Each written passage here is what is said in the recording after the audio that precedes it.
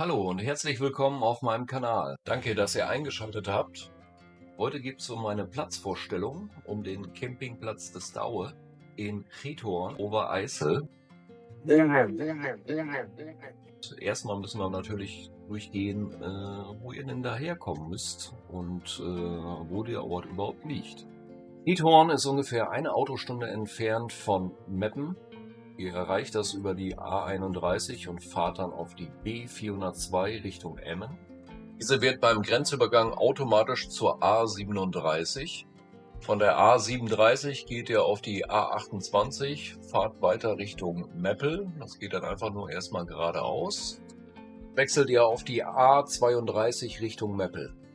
Der Abfahrt 3 verlasst ihr dann die Autobahn und fahrt weiter über den Landweg Richtung Giethoorn. Fahrt dann einmal noch durchs Örtchen Nijefeen. Danach biegt ihr dann links ab Richtung Kolderveen-Bovenboer und fahrt durch die Bauernschaften. Fahrt dann erstmal ein ganzes Stück geradeaus, um dann rechts abzubiegen und dann sind es nur noch ein paar hundert Meter und dann sind wir da.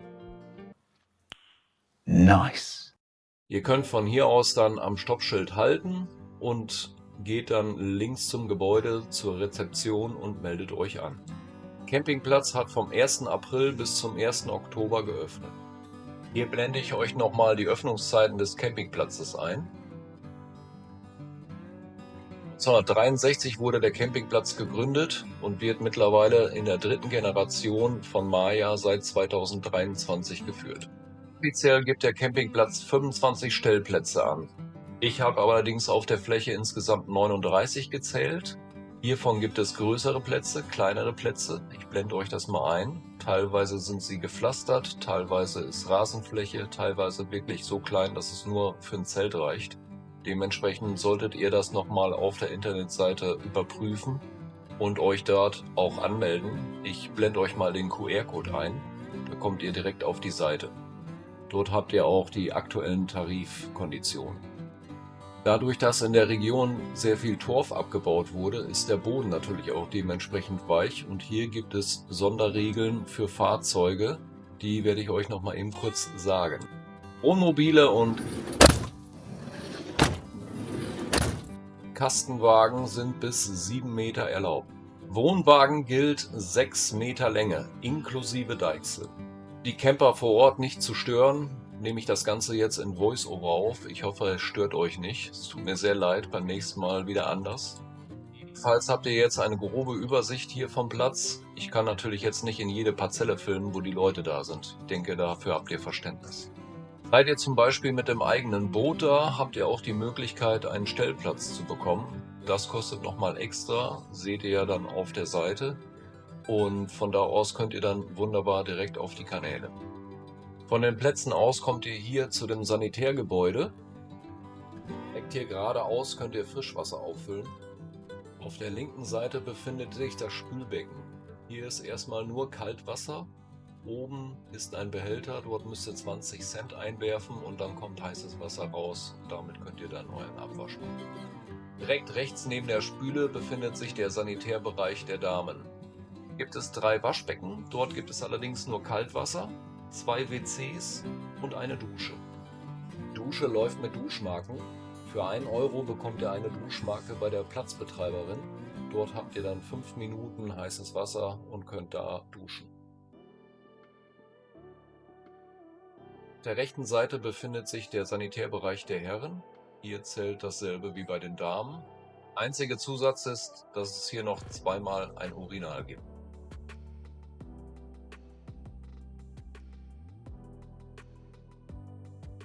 Wichtige Info nochmal vorab, sowohl für die Damen wie auch die Herren. Ihr müsst euer eigenes Toilettenpapier mitnehmen, denn diese werden nicht vom Campingplatz gestellt. Hier im Vorbereich gibt es noch eine Ideenbox. Hier gibt es Möglichkeiten, nochmal Verbesserungsvorschläge einzureichen. Die könnt ihr dann in die Box werfen.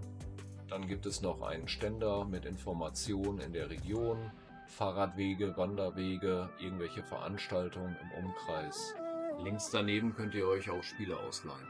Vorne rechts am Gebäude habt ihr nochmal ein Schild, dort geht es um die Bootsvermietung. Denn der Campingplatz vermietet auch Kajaks und Boote. Elektroboote und dementsprechend könnt ihr die bei der Platzbetreiberin mieten und habt die Möglichkeit, verschiedene Routen auf den Kanälen zu fahren.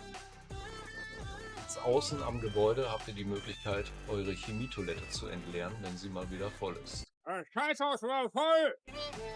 Dann gehen wir noch mal kurz auf den Campingplatz ein. Hunde sind erlaubt, auch 2, wenn man hat, ist auch kein Problem. Die werden separat angemeldet, kosten dann nochmal pro Tag ein bisschen was. Wie gesagt, findet ihr dann auf der Seite. Ich blende nochmal den QR-Code einmal ein. So kommt ihr da drauf und habt die aktuellen Tarife. Der Internetverbindung bietet der Campingplatz auch kostenlos an.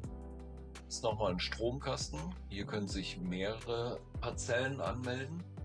Ihr habt allerdings nur 4 Ampere pro Stromanschluss. Das heißt, Induktionsfeld, Heißluftfritteuse, dort braucht ihr auf jeden Fall dann eine eigene Powerstation, sonst ist der Strom weg. Da macht jetzt nichts mehr Licht. Warum? Dann haben wir natürlich noch mal das Thema Supermärkte. In Trithorn selber in der Stadt gibt es einen Plusmarkt. Der nächstgrößere Ort ist Steenwijk, der ist ungefähr 10 Minuten Autofahrt entfernt. Dort gibt es einen Aldi, einen Jumbo und einen Albert Heijn.